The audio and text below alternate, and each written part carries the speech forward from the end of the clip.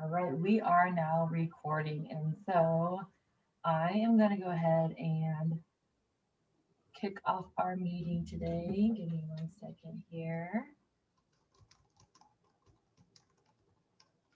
All right, can everybody see my screen? Yes. Fantastic. So, welcome to our February Workforce Collaborative Lunch and Learn. So you guys probably heard me chat with Ashley a little bit. This month we did not have a sponsored host speaker, which was okay because Drew and I have a lot of great things to tell you guys about, and this gives us just a little bit more opportunity to do so.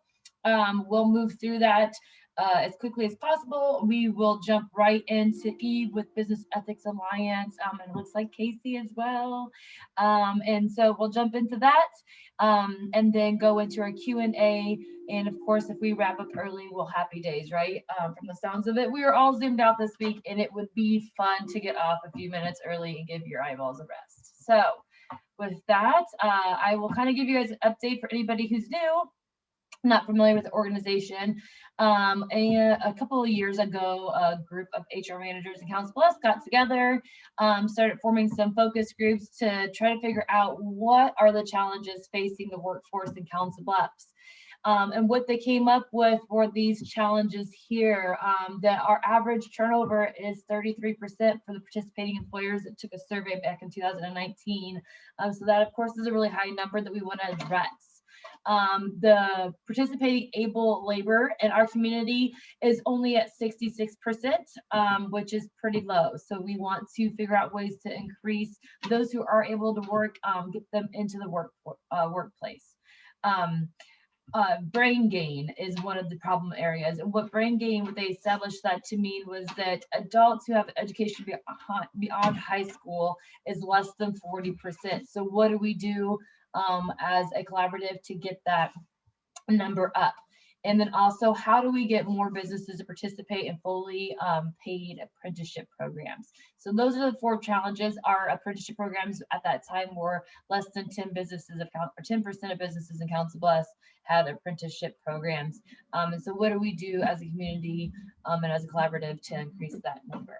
So we started looking at some programs that we can put into place that can start to address those issues, and that is called our workforce ecosystem. And so one of them, of course, is to have these lunch and learn programs where we are going to get together collectively, and start working through some of these problems, start working through some programming, have an opportunity to hear from some guest speakers on professional development, tools, resources, and etc.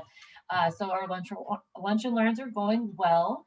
And there are just two sponsorship opportunities left, actually. I spoke with Kim yesterday, and she was chatting with a couple of individuals, so those may be full now. But if it's something that you're interested in, please reach out to her while you have that opportunity.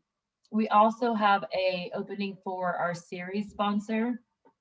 So if you're familiar with like our Coffee and Contacts, where Travis Castle is our series sponsor, we are looking for a series sponsor for our lunch and learns.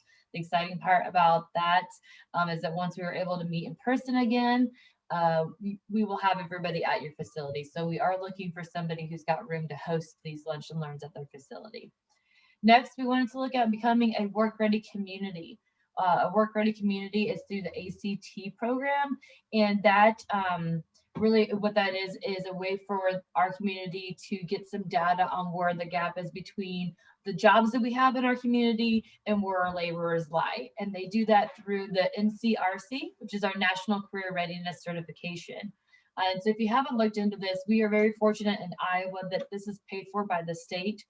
So we can participate in this as businesses and as workers getting our NCRC. It's free to us through IWD. Right now, they aren't able to test because of COVID, but if you're interested in receiving your NCRC, please let me know. I can give that test to you. We can just meet in the chamber.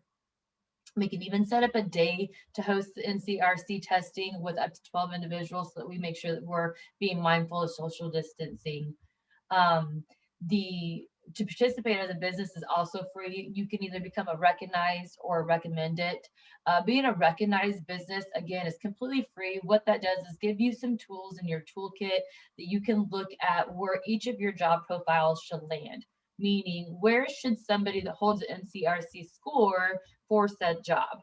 That way there you can hire the best candidate out the gate for that position, so that it's not as hard for them to learn the critical skills of the position. They will already have the level of soft skills needed to be successful in that position. You could also become a recognized, which recognized means that you are asking your applicants to go and actually take their NCRC testing prior to being hired on.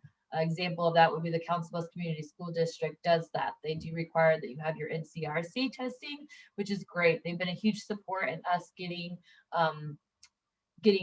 our work ready community set. So we do need about 60 more businesses to sign up for that. We'll chat about that a little bit more here through the Lunch and Learn program and how quick and easy you can get signed up for that. The next program that was established to help with those challenges that we're facing is creating a best places to work program. And so we were excited this year to kick off Unbelievable Workplaces, which is Council Bluffs' very own best places to work program. This year is a pilot year, and I say pilot because it is our first year, and this program will grow and enhance as we develop it. This year being a first year, we really just wanted to make sure that it was obtainable for all businesses, small and large. We wanted to be as inclusive as possible. So it is only $25 for members to participate in that program and $50 for non-members to participate in that program. You have until the end of the month to get registered for Unbelievable Workplaces. And you can do so through unbelievableworkplacescb.com. You will receive your invoice in March, and you'll also receive a unique employee engagement survey link in March. You need to send that out to your associates. They take that right online. They do have multiple language options there, so language barrier is not a concern. And they just take that survey, and that will really give you a good gauge of what the culture of your workplace looks like. So we really encourage you, even if you do have some form of an employee engagement survey, to consider participating in this, because it is a different way for you to gauge the culture of your workforce, and also to get recognition for providing a good culture to your associates that says, hey, we really do care about our associates, we value them. And this is a place that you want to work. So at the end, it's going to become a great way for you to recruit new associates and to retain the ones that you have. And then lastly, work lab initiatives. So we kind of want to partner with and encourage you to talk to GROW, which is the Greater Omaha Work Labs. And they have an amazing program with navigators, and they can chat with you about what that looks like. But in essence, you'll hire GROW. They'll come in and they'll bring a navigator into your facility. They're going to sit down with all of your associates one-on-one and get to know those associates, so they start to build that relationship and that rapport with one another. And then they are there as an asset to each one of your associates to come to with any problems, good or bad, that they're facing in life that they don't know how to handle. So it could be that their cars broke down and they no longer know how to get to work. It could be that they don't have daycare, or that the pandemic is making them scared to have daycare. What do they do? What are their options? How do they get that solved?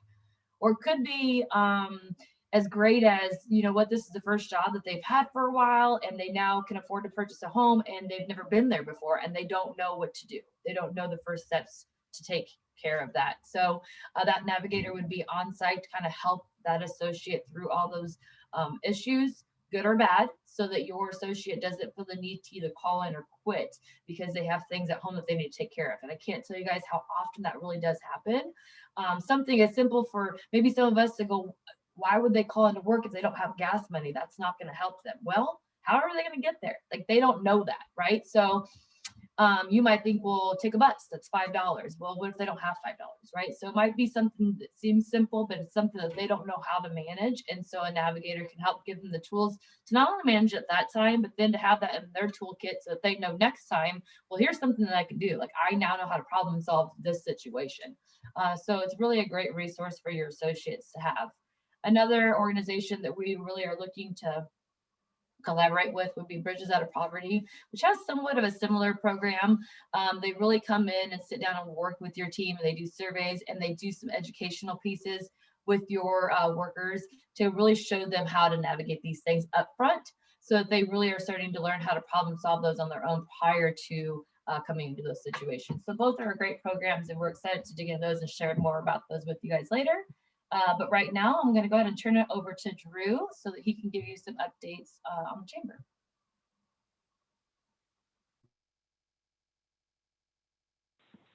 Thanks, Alicia. So I know that we're going to touch base on a few additional things that we're working on the workforce front here in a little bit, but I will highlight just a few of those high level, and then we can talk more about them later. But we're excited with some veterans relocations assistance through the Home Base Iowa program and Pot County Veterans Affairs. We worked with the county board and Nick and his team over at Pot County Vet Affairs to get some things put in place. We can talk more about those later. That'll be beneficial to veterans trying to relocate to the county.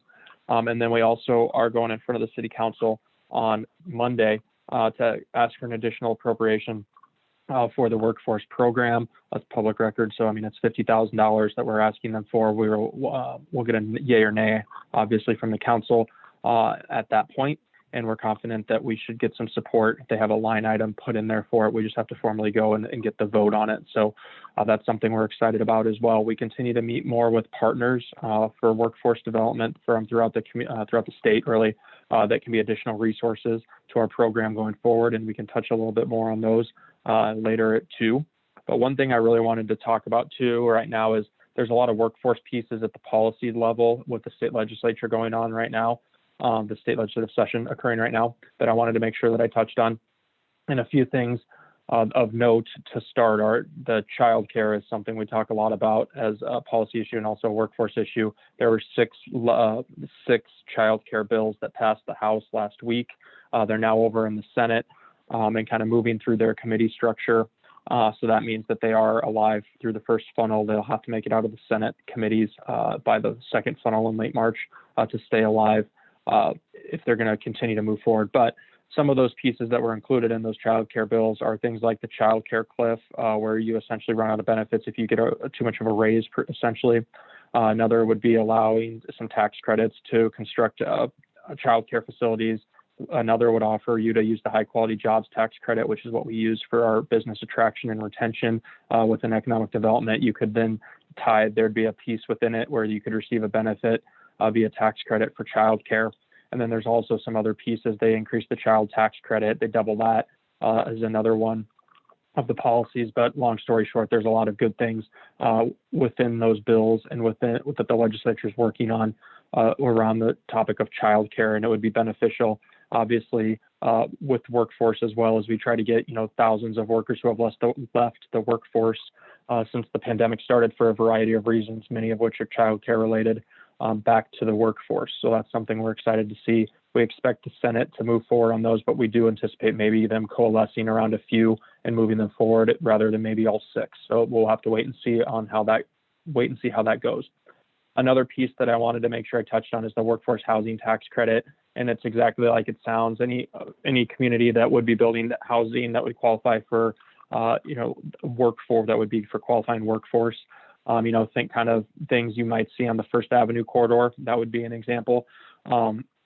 Is you could receive a refundable tax credit for part of your costs that would go towards a qualified project and qualified housing.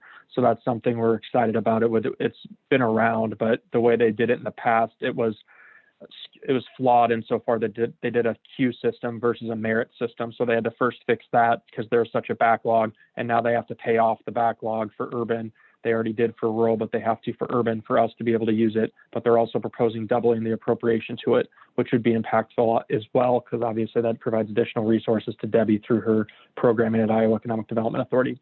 Another thing I wanted to touch on just real quick, and this is something Iowa Association of Business and Industry is really kind of leading on more than the chambers, but there is some unemployment insurance changes that are being pushed through as well, and it really deals with pay schedules relating to the unemployment benefits. So that's something that we continue to monitor, and it's impactful for especially larger businesses. Two more things just real quick I wanted to touch on is broadband. The governor wants to invest $450 million over the next 3 years and not $150 million a year. There's a little caution being shown about that number, especially with what we've seen coming from the feds and just making sure that we're pairing what we currently have in the best way possible. There's another article that said it's more of an $850 million issue to expand broadband to the manner and to the extent we would want throughout the state of Iowa. So obviously there's a gap there, but that's where you can kind of try to pair some state funding with some local funding with some federal funding would be the idea. But we are excited to see broadband move forward. We're fortunate here in the community to have Link, but not everyone has that. And there's some very underserved areas throughout the state. And as we look at remote work, remote healthcare, and remote schooling, that's something that's obviously very important to have. The last thing I wanted to touch on policy-wise is it's called Grow Iowa, and it's really focused on placemaking. We don't necessarily think it'll move this year in the session. It might move next year because the General Assembly, you can carry bills forward from this year to next because the General Assembly is 2 years long. And so the Grow Iowa would really go to that placemaking piece, and that would allow people to really invest in entertainment districts specifically to really kind of drive population growth and thereby workforce growth is the thought. So that's something we continue to monitor as well. As far as policy goes and opportunities to engage with our policy leaders, we do have an opportunity this Tuesday, to meet with legislative leadership at the State House in both chambers and both caucuses. We're doing that from 11 to 1 on Tuesday. And then we'll also have Congresswoman Axney joining us for a Zoom meeting on March 2nd at 8 a.m. And that'll be a really good opportunity to touch base on things like the COVID relief bill and other things that we're seeing move through the U.S. Congress. So that's two good opportunities to interact with our state and federal leaders as well. Alicia did already mention too the professional development piece. We are excited that we're adding more of those, and we'll touch more on that later. And obviously we have Eve with us on this call as well, so we'll have a good opportunity to talk more about that later on in the call. But two other things I really wanted to touch on is just our diversity, equity, and inclusion efforts. We continue to move forward with our Executive Women's Collaborative or partnership. Lori Shields is overseeing that. We anticipate the steering committee meeting here probably this month or early next month to really get the ball rolling on that, and that'll be a positive. And then Kim continues to plan quarterly events for women empowerment, so that'll be really good as well. The last thing I really wanted to note is that we do have in June, July, we're actually going to do a candidate academy. I've worked with one of my former colleagues and acquaintances who used to run the CAT Center for Women in Politics over at Iowa State University. She now lives south of Plattsmouth in Nebraska, and she's helping put together, her expertise is doing things like that. She did it for decades, and she helped put together kind of a curriculum that we should be doing to try to attract and train people, especially geared towards people who may be interested in running for school board or city council or mayor this year, being that that's the election we have coming up in November. So that's something we're excited to offer as well. And with that, I will kind of stop and turn it back over to Alicia so we can continue the conversation. And I know her and I will talk a little bit more about some of the things I noted here in a little bit. So thanks, Alicia. Thanks so much, Drew. I'm going to go ahead and share my screen again, guys, so we can continue on with some of our slides. So the first thing that I want to chat about, like I said, we kind of chatted a little bit briefly about it, but I would really encourage and actually request if you guys would help us out by signing up for our Work Ready communities. It's quick. You just go to workreadycommunities.org/155. That is Potawatomi County's page. You can get a lot of details there. Again, this is a free resource for you to sign up for, but in order for Council Bluffs to hit our goals with ACT and become a certified work ready community, we have to have 128 businesses registered. We currently have 61 businesses registered that say that they are recognizing that NCRC. Again, recognizing the NCRC is just a free tool for you that is a great way for you to look at what skills an associate has prior to you hiring them on. So the NCRC really is an aptitude test that covers basic literacy, workplace documents, and applied math.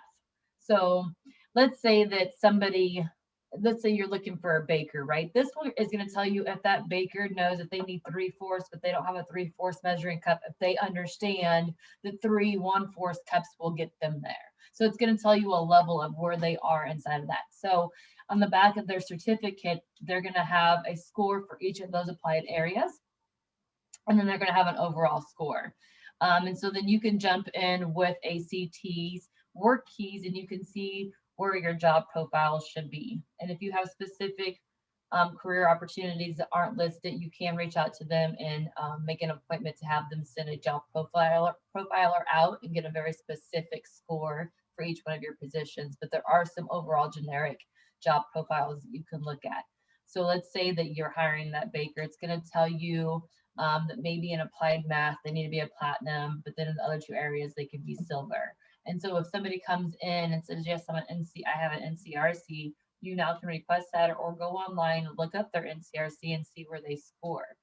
And that right away is going to tell you if they're the best candidate for that position. And if not, they can go on to ACTs and go to work keys, and there are free assessments that they can take to help themselves hit that next level and get where they want to be in life. So this screenshot that you're seeing here is what we have in Pottawatomie County currently. So you can see that there are over 5,000 residents in Council Bluffs that hold their NCRC. And so if you haven't started to utilize this, this is a great tool. There's a good chance that some of the candidates that are walking through your door have that. It just is up to you to ask them if they have that certification. And maybe on their resume, they've put down that they're a holder and you never knew what that was. And so this is a great way for you to look at that and know what they have. You'll also see our high school students are a very high number. That is something that is offered to them through Council Bluffs Community School Districts. Council Bluffs Community School Districts does have a D+1 goal of 100% by the end of this year.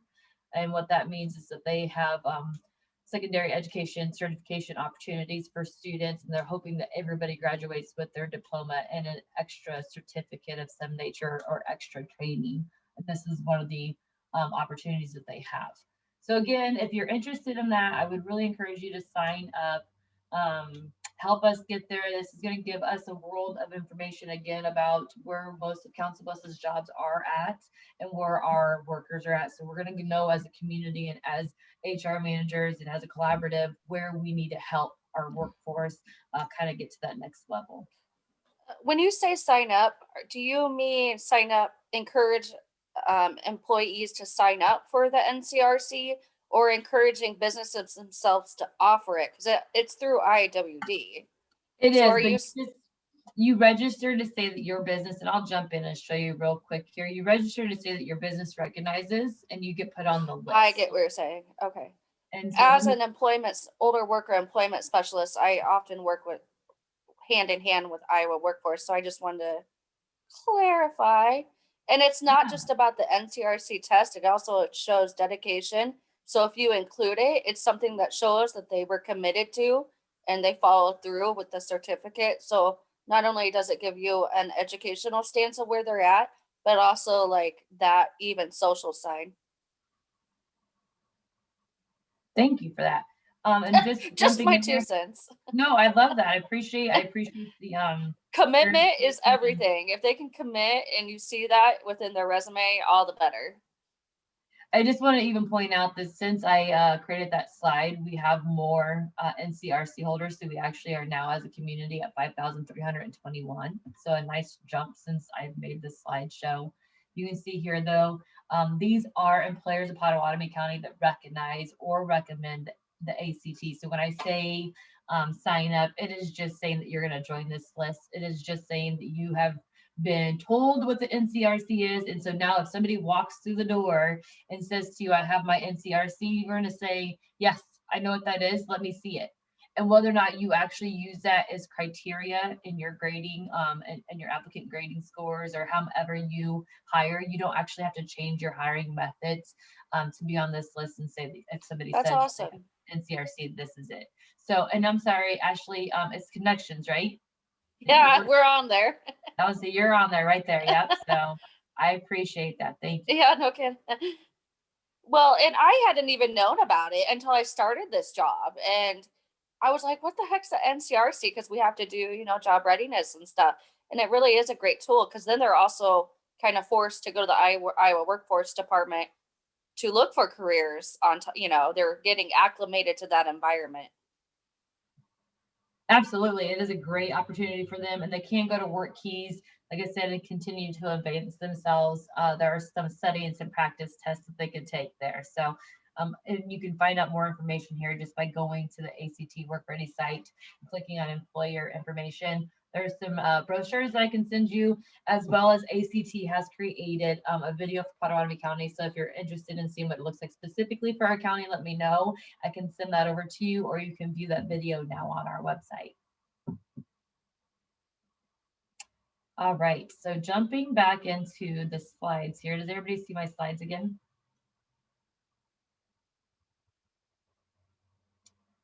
we will chat briefly about the Unbelievable Workplaces. So Unbelievable Workplaces is our pilot program. Again, I said pilot not because we're only going to do it 1 year, but because it is our first year and it's going to continue to get developed and it's going to grow. I can assure you that. We just wanted to make sure that this year it was at the most affordable rate. It was almost a no-brainer, right, to jump in and participate in this program at only $25 for a member and $50 for non-members. You have to have 60% of your associates respond to the survey so you can get a good gauge of what your culture looks like. And then you have to be overall green. If you have questions about the questions specifically, please email me. I can send you that list of questions so you know exactly what it is that we're going to be asking your associates. And the survey itself does not take very long. I've taken the survey. I want to say it's maybe a 10-minute survey. So it's not something that's going to be time consuming for your associates. Again, when they jump into the survey, it is going to ask them what language they prefer to respond to the survey in. So they can click that in case you do have multiple languages in your workforce. That's not going to be a barrier for you here. So this program is a pilot program developed and run by the Council Bluffs Area Chamber of Commerce. The program is designed to help you track your employees' satisfaction. So using this program to obtain insight from your associates creates a culture that your team will want to work in and will share with the status, or we can share your status then with the community so you get recognition. So a couple of facts just to let you guys know that I could believe, but I almost couldn't believe. So Gallup did a survey in 2019 and they surveyed over 1 million workers and 75% of them came back and said that the reason they left their job was because of their management and not because of the job itself. And so guys, whether or not you are or are not looking at the culture of your workplace, it does exist. Culture exists everywhere we go and everything that we do. And it only depends on if you care about it, on what yours looks like. I see Carol laughing. And so thank you, Carol, for agreeing with that. We really encourage you guys just to look at the culture that you have at your workplace. I'm going to kind of quote Carol here during her and I's conversations and encourage you, if you take this survey and you get it back and you have green all over the board or green overall, to not just go, awesome, we're good, and churn away. That is the best opportunity for you to dig in and figure out why you're good, right? Because it could be one small thing that your associates love that you then change because you don't think it matters, and it can change the whole atmosphere of your workplace and for your team. And so I would be more than willing to sit down with each one of you before and after you guys take your surveys, chat with that. I know Carol would love to sit down with all of you before or after and chat with you guys about that, especially if you have some concerns or you want to know some tips and tricks. Those are going to be available for you. While we're on the call together, like I said, we want to jump in and share some things with you guys. So I'm going to jump back to the internet and we're going to go ahead and go visit Unbelievable Workplaces here. So that you guys can kind of get a feel for the website and know how to navigate it. So here is the program. Some information here. This is the number of businesses that we have in Council Bluffs and how many we have in our workforce. So there are definitely plenty of bodies here in Council Bluffs. Now we just need to know who our Unbelievable Workplaces are. So you can register right here for this program. First, though, we want to show you a little bit more about the program. So if you guys click on about the program, you're going to come in and you're going to see that this is a program. The survey that we've used this time around is by Mood Tracker, and it's our human-centered workplace. And so it is a free survey generated by Mood Tracker, and it gives a very easy to read dashboard that's going to give you a score in each section of the survey and then an overall score. And it is also color coded for you. So again, very, very easy to look at quickly and see the areas that you're really succeeding in and the areas that maybe need some attention. And then we can get you guys added to the website. So in order to qualify, you just have to let us know how many associates you have on your team right now and what your current turnover is. We need 60% of your team to take that survey, and then you need to be in the green in order to get placed on the website. On this website, which is actually linked from our website as well, after the survey is over, there will be a new page that does have a list of all of our Unbelievable Workplaces. So if you take the survey, and you are awarded this honor and this badge, you're going to get a few things. One, you're going to get put on this website. We're going to put your company logo on the website. We're going to have a link through to your website, and we're going to put some of the top strengths that you have according to this survey listed underneath of your company name. So you really get that recognition from our residents and anybody maybe looking to move to the area. You're also going to get an window decal such as this that you can place somewhere in your business that shows anybody, any of your workers or customers coming in, that you guys are an unbelievable workplace of Council Bluffs. You're also going to get a digital media kit. I apologize. My dog's getting aggravated. You're going to get a digital media kit. Let me just let him out. He'll stop barking if I do that. In the digital media kit, we will give you some kind of tips of how you guys can utilize that to promote that you are one of the best places to work in Council Bluffs. So we really encourage you guys to go ahead and take advantage of that opportunity and sign up for that through this website here. So moving on, now I'll show you guys my next screen here. We'll jump back into that. I apologize, the joys of working from home, right? My dog doesn't like it. This is actually, unless Drew, do you have any other updates? Otherwise, I'm going to kind of segue into Eve here. The only update I wanted to provide is I wanted to expand a little bit on some of the things I referenced earlier. We did have a conversation in the last few weeks with the County Veterans Affairs Department, and they will be more so kind of in a few months. It's kind of a process right now they're working through at the Veterans Affairs Commission, but be offering those relocation assistance of $2,000 for qualified veterans to move and relocate to Pottawatomie County. Alicia put a lot of work into that, so I credit her for that work and getting that over the hump to make sure that was an actual resource that we can provide to our veterans. And then I wanted to note again with our partners and stuff, as we continue to talk with folks, we continue to be reached out to by businesses throughout the community with some individual issues that they may be having. And we know if they're having them, others who may have people that work in that sector may be having them too. So for example, we had a good call with Technology Association of Iowa on Monday to find out a little bit more about some of the things they may be able to provide us as an organization in our community and our tech community really within Council Bluffs. So that's a good opportunity potentially as we kind of work with them to see how we may fit, how we may mutually beneficially work together. So that's something that's a positive thing, and we'll continue to do that. I just wanted to expand on some of the things that I noted earlier that I didn't expand on then. So I think that's all I needed to do, Alicia. So thanks. Thanks, Drew. I appreciate you giving those updates. Again, I apologize for my dog. He's not normally locked up and he doesn't like it. So he decided he wanted out in the middle of this call. But just like Drew said, we do have those kind of great opportunities coming for veterans to get relocated here. Speaking of relocations, we did include this year a relocation guide inside of our community guide, and those will be printed soon. So if you're on this call and you would like some copies of those to use in your recruitment efforts, please let me know and we can get those to you as soon as they are printed. There is also a spot on our website where anybody looking to move to the community can request one of those guides to either be emailed to them or mailed to them through the mail. So we're really excited to have that as a part of our community guide this year. So with that, I wanted to chat a little bit about our new professional development workshops. As we kind of spoke about earlier, 75% of associates that quit their jobs said they quit their job because of their management. And so I'm sure that you guys have either been in this spot or seen somebody in this spot where you have an associate who does an amazing job at their work. They come to work every day, they're dedicated, they know what they're doing. And so now they get promoted, right? And they get thrown up the ladder. And so now they have a team of people below them. So how many of you have ever been in that spot or know somebody in that spot and now they have this team below them, but nobody ever gives them any skills or trainings on how to actually lead that team? So now all of a sudden, because they're good at their job, they're expected to know how to run a business, how to run a team, how to get a team on board and see a mission and be focused and stay on track.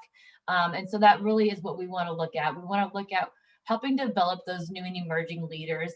And we think the Business Ethics Alliance has got a great program in place that will do exactly that. So we really are excited to have rolled this out. It will start in March. We are even more excited to say that we announced this program and within 2 weeks it was sold out.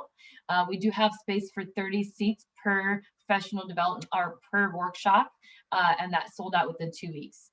This is going to be a series of 4 workshops that are 4 hours long in the month of March. And during this series, what they're going to talk about is being an organizational leader, building an exceptional team, setting vision and goal works, and managing a team and work execution. And so because we had such a great response and it sold out so quickly, we have set up another workshop series with Business Ethics Alliance for June. So if you tried to sign up for the March series and were not able to because it was sold out, but then you went ahead and put yourself on that wait list, here within the next week or two, you're going to receive an invitation to pre-register for the June workshop series before that opens up to the public. So if you've not done so yet, I would encourage you to jump on that wait list if you're interested. As we said, those spots do fill quickly, and I can tell you that about half of them are already sold out for the next workshop. So it is only $120 per person to sign up for that, and it's an extremely affordable rate for a workshop series that does include lunch with your professional development. So we would encourage you to check into that. And with that, we're going to go ahead and turn it over to Eve, who is with Business Ethics Alliance, and she's going to give you a little bit of a teaser of what some of this programming looks like. Thank you so much, Alicia. Thanks for having me on board today. And before I share my slide deck, I just want to say, as Alicia said, Eve McLean with the Business Ethics Alliance, and I'm actually the outgoing Director of Education. And I want to take the opportunity to introduce the incoming Director of Education. We are so thrilled to have Casey Putney joining our team. And I'm actually going to turn over to Casey for a couple of moments here to just kind of give a background and a welcome. Casey. Yeah, hi guys. So happy to be here. My name is Casey. I come to you from probably, I guess I cut my professional career in the Air Force, where I served a little over 20 years. I retired in 2014 and then went to work for the Department of Health and Human Services in Nebraska, where I led all of their learning and development efforts, having instructors spread out across the state from Fremont all the way to Scottsbluff. That was a fabulous experience. Ended up leaving there and going to, most recently, Travel and Transport, an Omaha-based company there, where we stood up a global leadership development program. Was absolutely fantastic. Of course, COVID hit and had a huge impact on the business there at Travel and Transport. And I have been so fortunate and blessed to find my way to the Business Ethics Alliance. I thanked Eve yesterday. She said, "Thank you. I'm so happy. Thank you for joining our team." And I said, "Yeah, hey, thank you for leaving the team." Because if you weren't leaving, I wouldn't have the opportunity. But it's wonderful to be here. And I look forward to seeing you in March, guys. There you go. Thank you so much, Casey. So today I'm going to talk to you a little bit about what is this concept of business ethics and why do we have it. I'm going to share my screen. Before I get into that, I'm going to give you a quick whirlwind because I was going to talk about this at the end, but Alicia went ahead and prepped it up for us. So give me just a second. Let's talk about this real quick. This Ethical Manager series. So what is this Ethical Manager series that we're doing here? The idea is I've been in OD for over 25 years. And in those 25 years of service, I have found that there are 4 skill sets. There are 4 things that a manager needs to be able to do. And what they need to do is build an exceptional team, kind of help to set vision and goals for that team. Then they actually have to manage that teamwork, and they have to be an organizational leader. So frontline managers and supervisors really look deep into their teams, and they help to make that group effective. And as Alicia was saying, many people, when they promote from an individual contributor to a manager role, come into that mindset with they know how to do the work.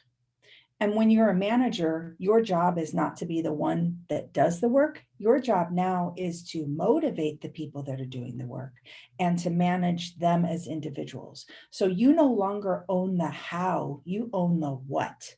So now you have to go to a team and tell them what you want to accomplish, and you have to coach and manage them in a way that they own the how.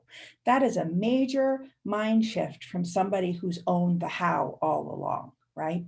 So this workshop is set up, it's 4-hour days. So it's 16 hours of content that prepares an individual with the skill set necessary to lead that team, to help them to be empowered and enabled to do the how. And your job is to take care of the individual and manage that what.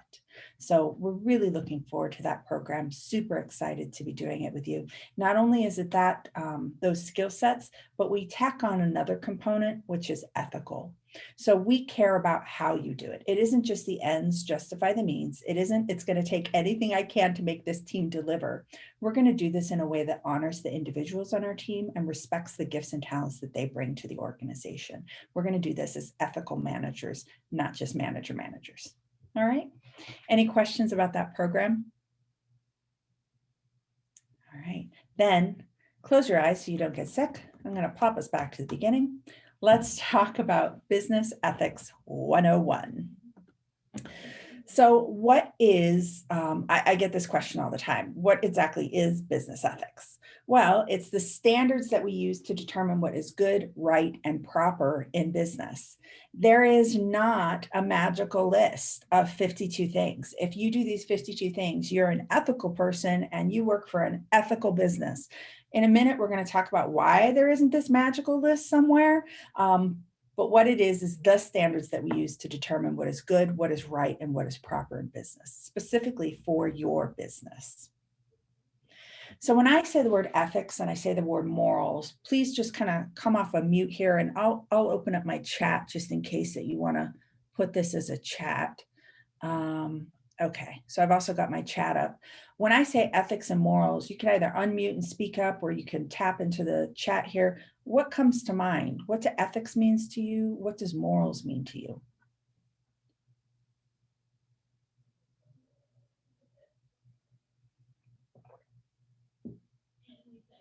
Authenticity. I love that. What do you mean by authenticity, Carol? That each individual can be their authentic self, 100% of their authentic self, and bring that. It's the only way to ensure that you are meeting ethical and moral obligations, right? Is if people can truly be themselves. That's beautiful. That is beautiful. There is theories, there a whole bunch of research over time into two great philosophers, which was Aristotle and Kant. When they research those and they look at what does ethics mean from their perspective, they talk about this living a virtuous life, right, is one of them. That's Aristotle. I'm on the quest for a virtuous life. And then there's Kant that's saying, come on, there's kind of some rules that we kind of live by to make sure that each person can live the good life. And that's kind of, to Carol's point, like it's this buffer that we put up in place to ensure that that full and authentic person can come to our organization and can be cared for. And we create a little structure that enables that. Ashley's got what one values. We've got Matt is saying ethics is kind of context specific, the outside rules, where morals, that universal and personal beliefs. That's actually a really interesting one there too, Matt. When some people and some research over time, but ethics has been studied since Aristotle. I mean, we're talking like old stuff. When you get a PhD, that's a PhD in philosophy. That is the highest possible degree you can get in philosophy. And you spend time studying this concept of ethics. And so in that research, there's been things that have emerged. So there is no one answer to this, is how this is going to come out. So there is research that says, ethics is really about that outside. This applies to society, and morals applies to me personally. So that is a shared belief in that. To Ashley's point, what one's values. We're going to talk about that a lot, Ashley, when we talk about business ethics, right? Whose values count? So hold on to that, because that's going to be great. Standards, absolutely. It can be the standards by which we live. There's one theory of thought that says, ethics is the actual rules that we're supposed to live by, and morals is how we actually live, right? So there's the rule that says this is how you're supposed to claim your mileage, but everybody at work kind of claims it like this. So this is the moral way versus the ethical way to do it. There's some that actually say it's synonymous. Ethics and morals means the same thing. So I want to start here in defining it because at the Business Ethics Alliance, we use them interchangeably. So you're sometimes going to see the word morals and you're sometimes going to see the word ethics. And for us, it means the same thing. It's about how do we live this good and virtuous life? How is it the rules that we live by? Is it the quest that we're after? Is it about getting to a higher plane so that we have this good life? Or is it about a set of rules that we follow to make sure that everybody is treated equally? It's kind of all that. It's to Aaron's point, it's the standards, right? So that actually leads us to the 4 realms of ethics. So let's talk about this. And you see, we just went ahead and started you out right away. 4 realms of ethics / morals. So we started using them interchangeably right from the beginning to reinforce our point. This is kind of critical because when people try to define morals and ethics, where they sometimes get tripped up is there seems to be layers.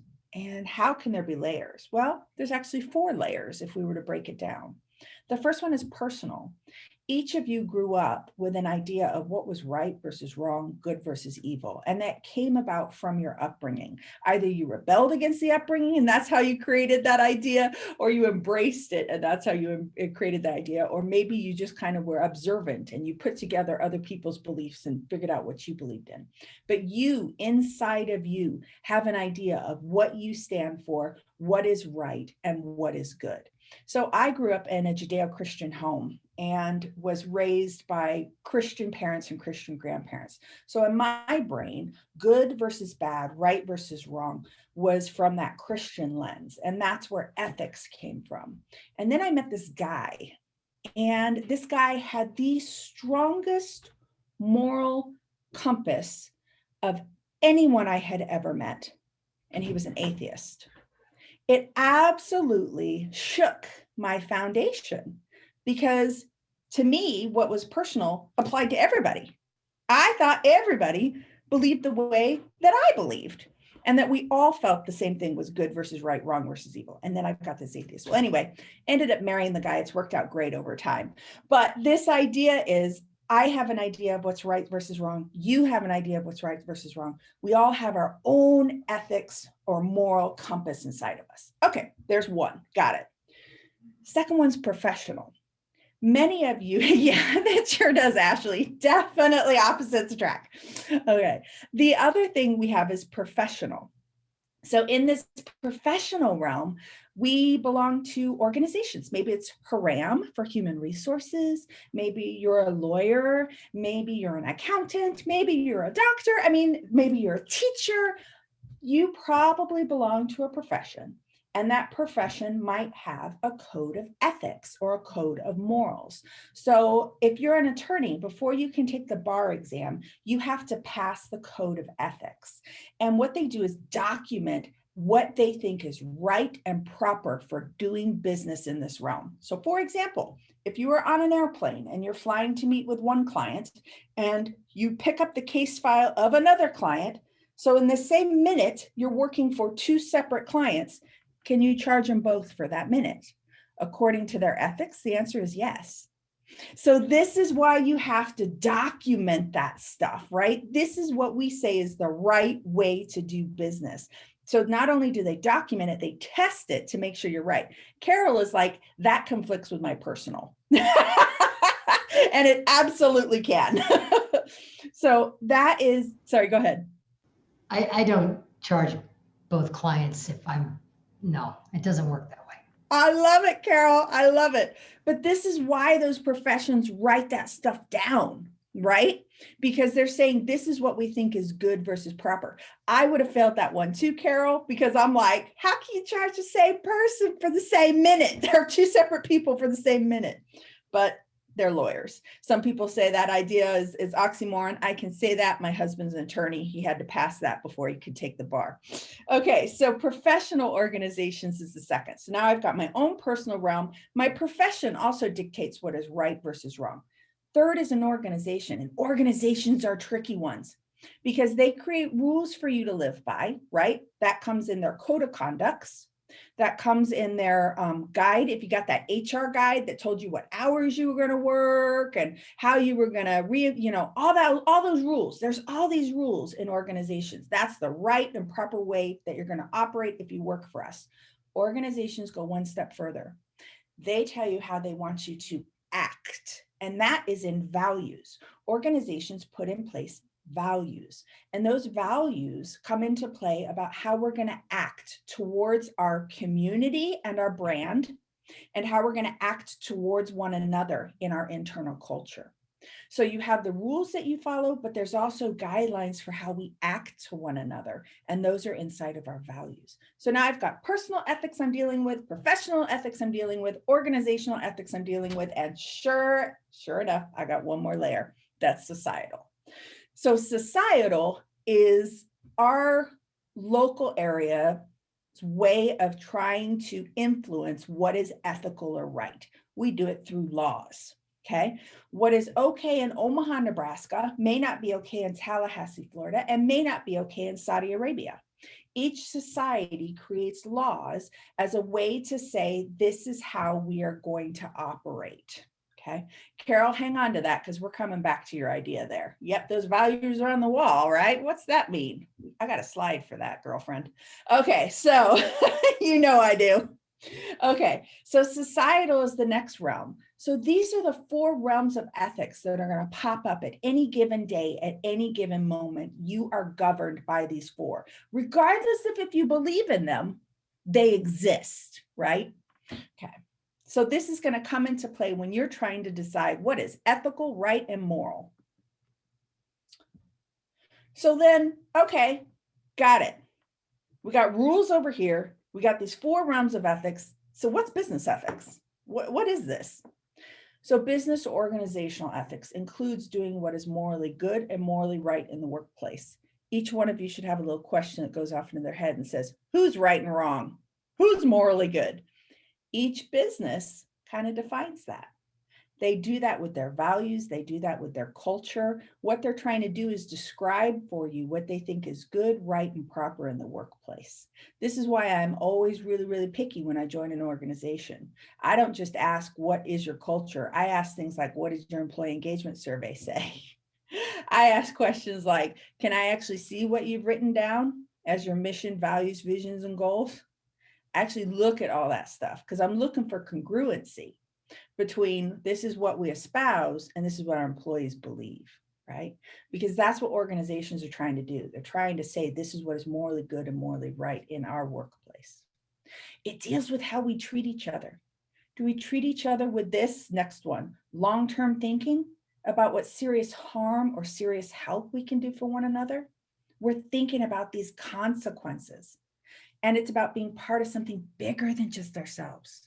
Together, we can do so much more than just one individual. Matt, let me take a look at what you've put here. I've always heard the organizational cynicism comes from disconnect between yes. You're exactly right. Not only is it cynicism that comes about, I call it a personal sickness. So if you're working in an organization that operates in a way that is completely different than what you believe, it creates a sickness between you because it's a lot of energy for you to continue to work and uphold what they believe in a way that's acceptable to you, right? And there is a lot of cynicism where if an organization has said we value honesty and transparency, but yet what they do is they hide stuff and don't tell you what's going on, right? So that's going to create a lot of cynicism and lack of trust between the employee and the organization. So very, very interesting. Okay, so let's play a little game. What if? And here's the bad news is I can't get all of your pictures up here at the same time. Let me see how many I can get. Nah, didn't work. One more try because I want to see your faces. You know what? I'm just going to stop sharing for a minute so I can see all of you. Okay, we're going to go off slide for a moment. We're going to do a thumbs up, thumb down thing. I want you to tell me if this is okay. Okay, so you got a vendor. And the vendor says, hey, I heard you're looking for what I sell. Just curious, can we go to lunch together? Everybody is okay if this vendor takes you out to lunch. Thumbs up or thumbs down? I got some saying down, some saying up, some saying it could be iffy, right? Okay, it's free food. Depends No. on if I'm attracted to him. Just kidding. I'm kidding. Now I I'm got a sexual kidding. harassment part I got I'm to not put in even here a business, too. I'm not even a business. I'm nonprofit, so I don't have to deal with business. You don't have to do with this. Well, we're gonna go. Or if we're I'm gonna go. hungry. Okay, if you're hungry or not. I love That it. sounds better. If I'm hungry. Okay, so we're going to decide we're going to go to lunch with this person. So we go to lunch, we have a really yummy meal, and we learn more about their product. Their product really meets our business need. Wonderful. So we go ahead and we purchase that product, and they send us a super small little gift, and they say, thank you so much for doing business with us. Here's a snow globe. Do we keep the snow globe? Thumbs up, thumbs down. Okay, we got some coming to the side. We got a little bit of down. We've got some ups. Okay, sounds good.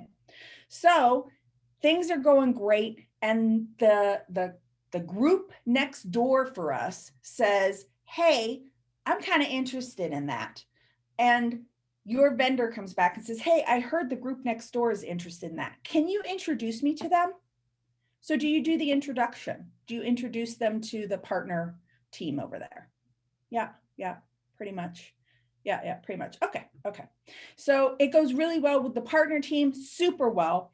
And they end up buying the product. And the company is like, the vendor's like, this is so great. Thank you so much for your help. I just want to give you a small little commission. And they pay you a small commission for the introduction. Do you keep the commission? Okay. Everybody's here is like, wah, wah, red alert. I don't know about this. Okay, that technically is called a kickback, and they are illegal. And I've run this activity in small groups, large groups, big companies, small companies. And when I've run them in really large companies, I still have up to 60% of the people taking that commission. Most of us do not wake up in the morning and say, I want to do something illegal or unethical today.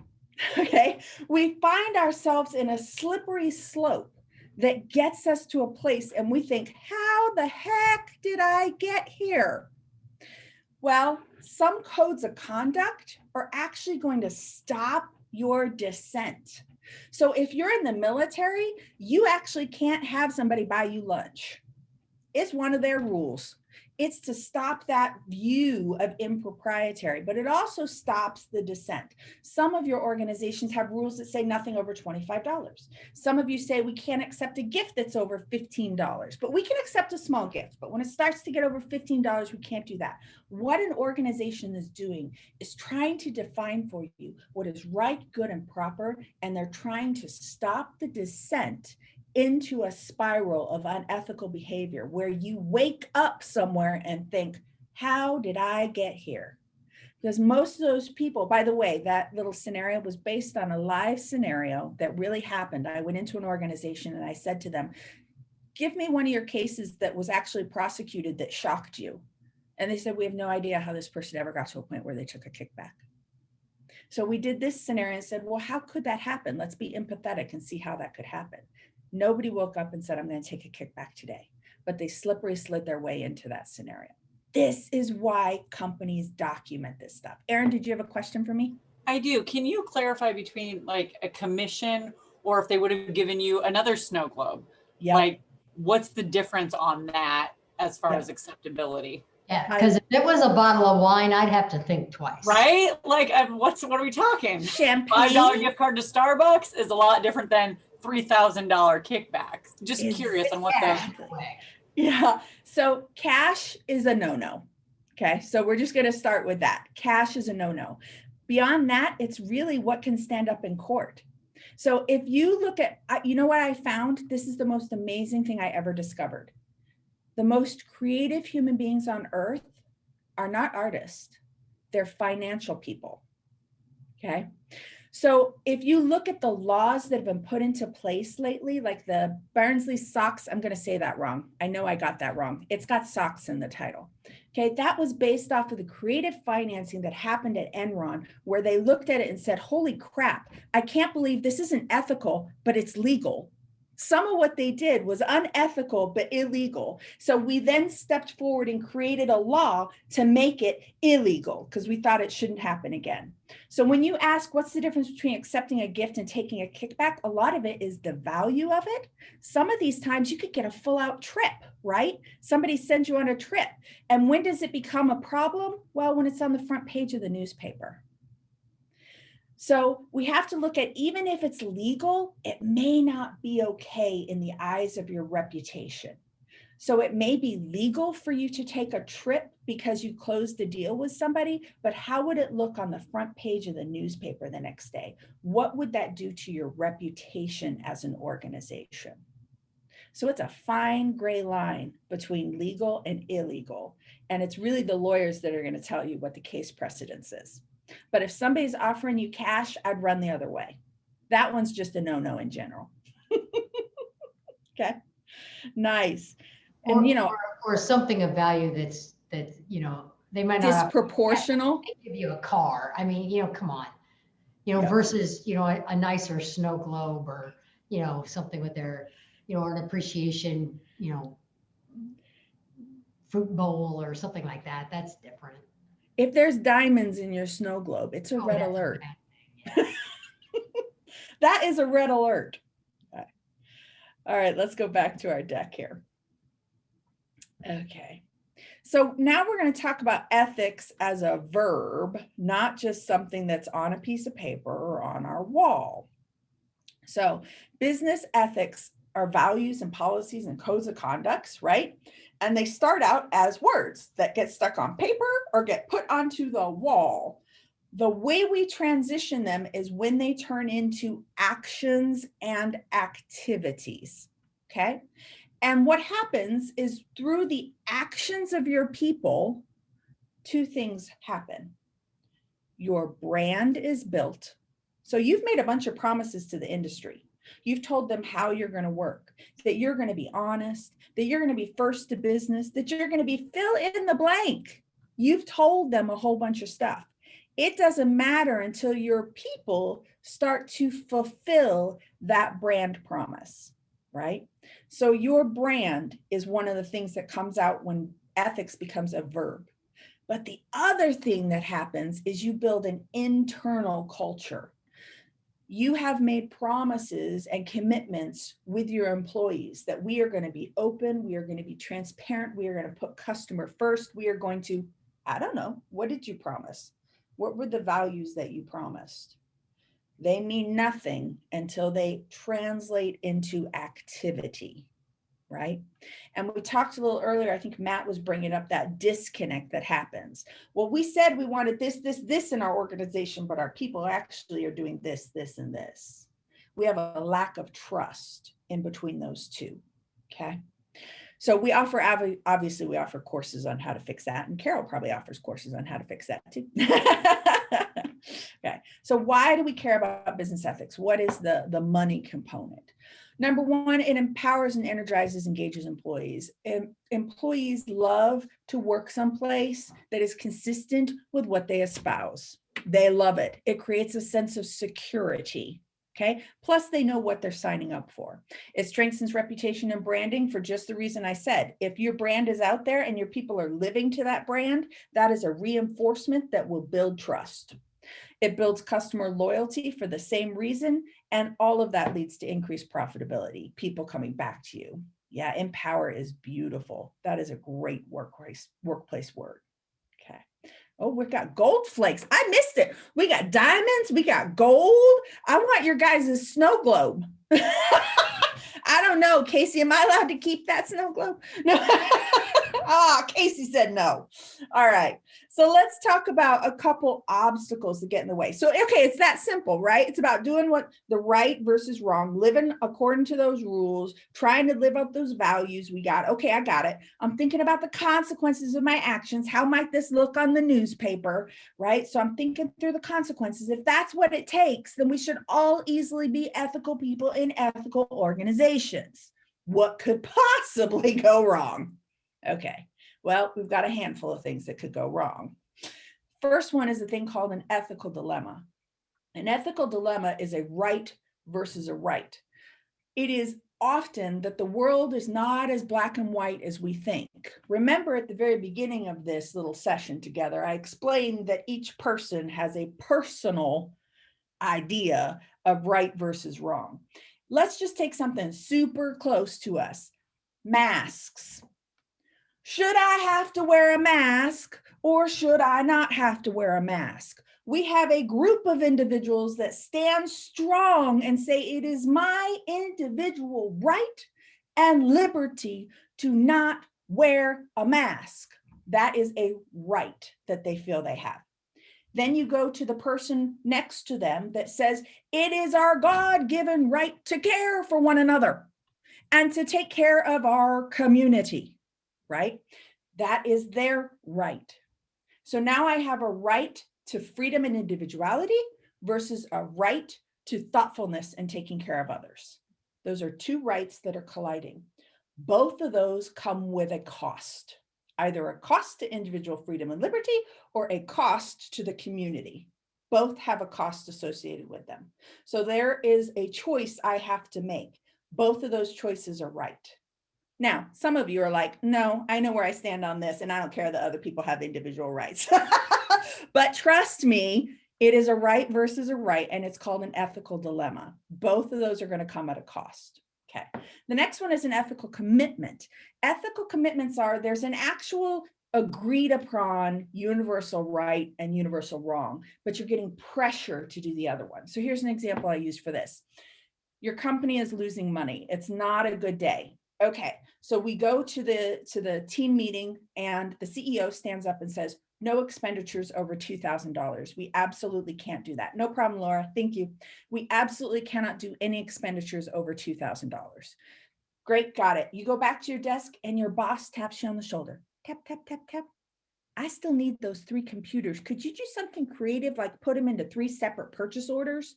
Because if you do that, then none of them will hit over $2,000. Okay, you know what the CEO meant. The CEO meant no spending no money. Stop, right? Stop that. But the boss, somebody that's an authority figure, is giving you pressure to get creative. You know the right thing to do. Are you going to be able to stand up with your ethical commitment here and push back? That's an ethical commitment. Rationalizations. When we look at what happened to Wells Fargo, lots of people looked at Wells Fargo and thought, this isn't going so right, but these guys are getting bonuses by opening and closing these things, and they're not getting in trouble. They're getting rewarded. Well, if it's okay for them, it's probably okay for me. That's a rationalization. So I'm going to go along with something because I can rationalize away this bad behavior. Okay. And last but not least is blind spots. Your brain takes in so much information at any given moment that you are forced to skip over some stuff, to categorize and generalize information. It's the only way that you can process the massive amounts of information you're taking in.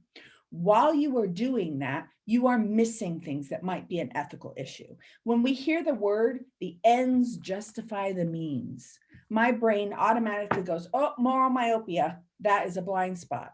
It means we're not going to pay attention to the how I get there as long as I get to the results. Let me just give you a hint. How matters. Okay. How matters. Because remember that reputation and culture that I just talked about back here? That how comes out in that reputation and culture. It matters. Okay. So blind spots is a series of things that we literally are unable to see just because our body is categorizing, our mind is categorizing information quickly.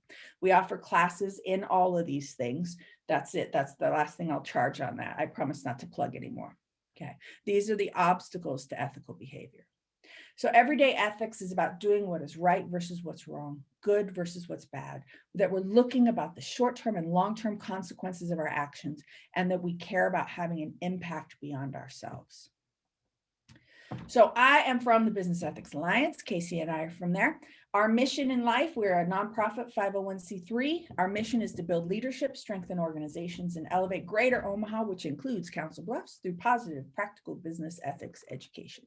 We do that through 2 means. Number 1, we do workshops. We can bring those workshops into your community, or as Alicia said, directly to your community through an ethical manager series that we have coming up.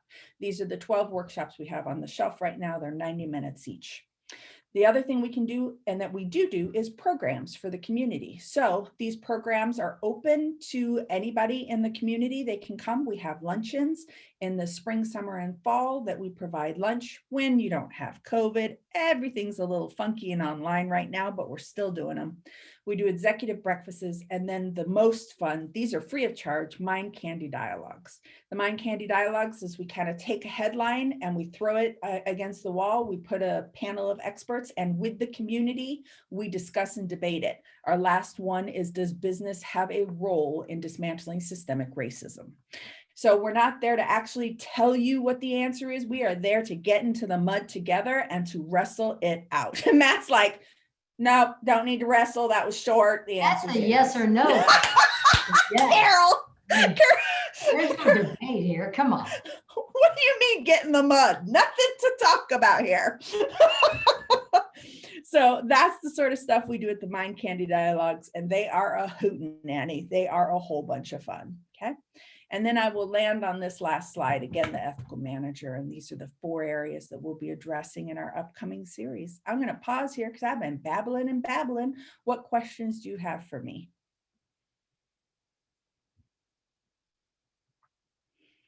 Okay. Alicia, back to you.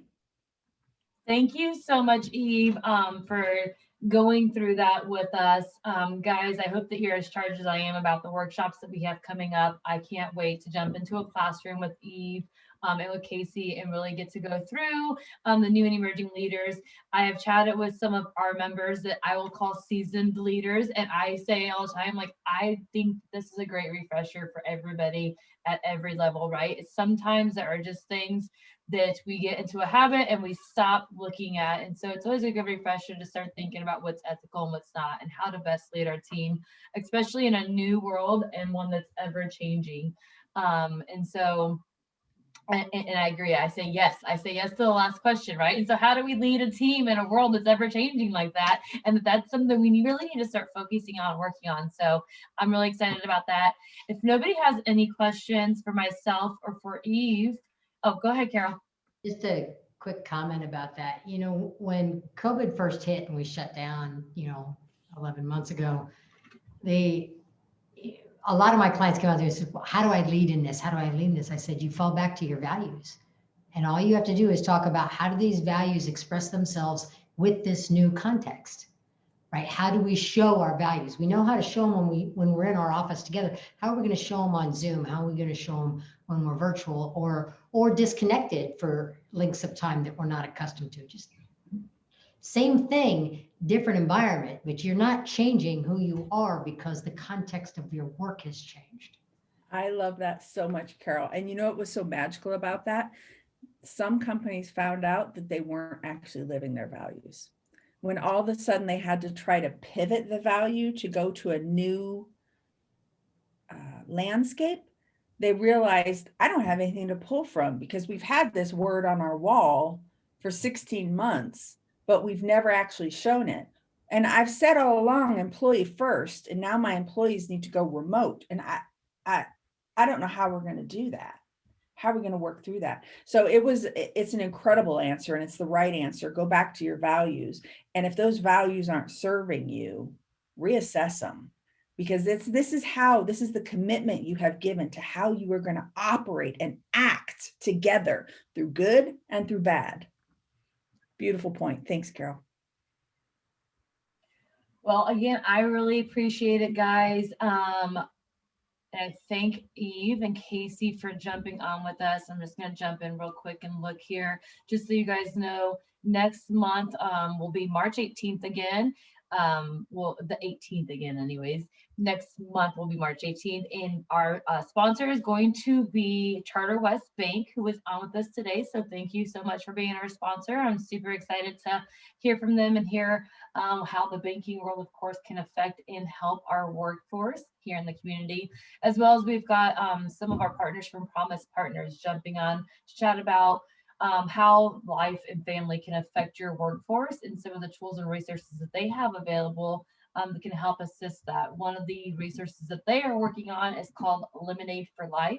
It's It's a super awesome program, and they're going to kind of dive into that a little bit more about what does it look like to have Lemonade for Life, and how can you use that to help your workforce be successful at home and at work, which I think that we all now recognize they don't separate anymore, right? Like we used to say, you leave work at work and home at home, and that's just not possible. And so how do we make sure that those things fit well together ethically, right, Eve? Like how does your personal and your professional life work together in harmony? So thank you guys so much for joining.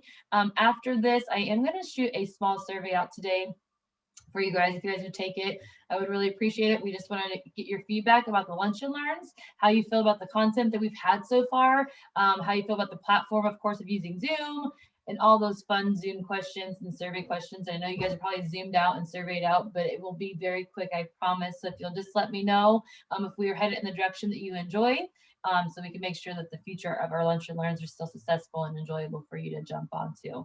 With that, I will turn it over to Drew, see if he has any closing remarks, and we'll talk to you guys soon.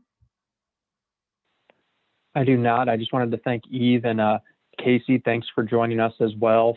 We're happy to have you, and we look forward to continuing to work with you in the future. We've really enjoyed the relationship since Alicia and I came on. We look forward to continuing that down the line. So thank you very much, and thank you everyone for joining. Yet again, another good, positive and productive conversation. So thanks, Alicia.